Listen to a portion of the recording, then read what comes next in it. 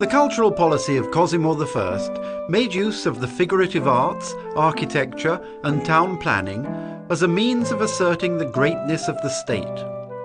In promoting the arts as a reflection of his own prestige and that of his family, the Grand Duke was following in the footsteps of Medici tradition.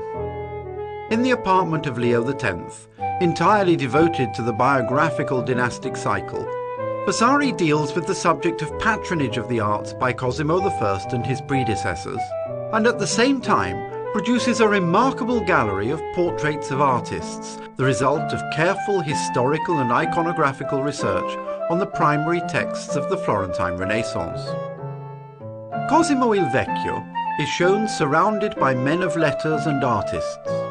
The sculptor Luca della Robbia holding a statuette in his hand, the philosopher Marsilio Ficino with a book, Fra Angelico showing one of his paintings, the favourite sculptor Donatello, the mathematician Paolo dal Pozzo Toscanelli, the Hellenist and philosopher Argyropoulos, and in the background the sculptor Lorenzo Ghiberti, the architect Filippo Brunelleschi, and the painter Filippo Lippi.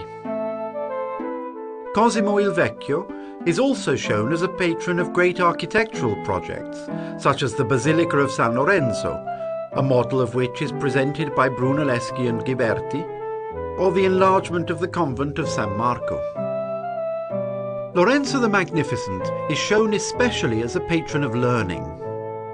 He is portrayed together with eminent Florentine humanists, the philosophers Marsilio Ficino and Pico della Mirandola, the Hellenist Demetrius Calcondila, the poet Agnolo Poliziano, the scholar Cristoforo Landino, and Leonardo Bruni, the learned Chancellor of the Florentine Republic. Leo X appears as the promoter of the rebuilding of St. Peter's. The Pope is looking at the plans presented to him by the architect Bramante, while in the background we see work going on in the apse. Even the election of cardinals involves artists. In this case, Leonardo da Vinci and Michelangelo, the two great Florentines protected by the Medici Pope. Finally, to crown this distinguished tradition of patronage, Vasari shows the Grand Duke Cosimo I surrounded by the artists of his court, whom he sets to work every day on machines and ingenious buildings, thereby honouring his glory and the glory of this age.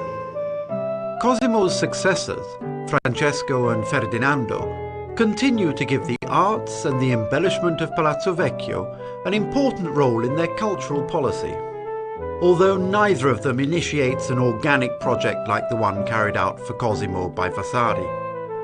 In particular, Francesco, attracted more by alchemical experiments than by politics, concentrates on the private aspects of art. It is in the Studiolo, the only project promoted by Francesco in Palazzo Vecchio, that we see just how different were his interests from those of his father.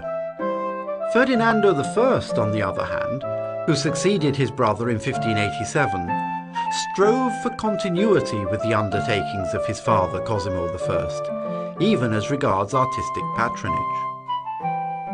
His projects in Palazzo Vecchio, the creation of the facades overlooking Via dei Leoni and Via dei Gondi, with the restructuring of the corresponding rooms and the completion of the sculptural decoration of the Sala dei Cinquecento, with the labours of Hercules, have an official and public character. The programme of dynastic exaltation was continued also with the celebration of his father, the founder of the Tuscan state.